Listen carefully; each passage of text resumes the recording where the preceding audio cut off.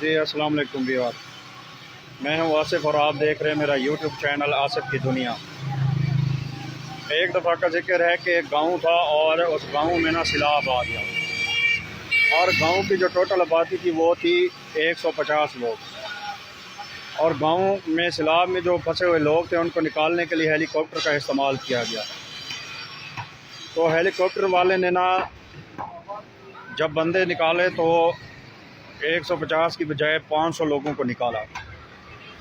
Total आबादी तो 150 थी लेकिन 500 लोगों को निकाला गया।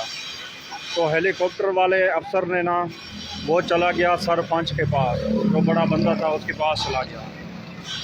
वहाँ जब गया तो उसने कहा कि गांव की जो आबादी है वो 150 है लेकिन जो लोग मैंने निकाले हैं वो 500 हैं।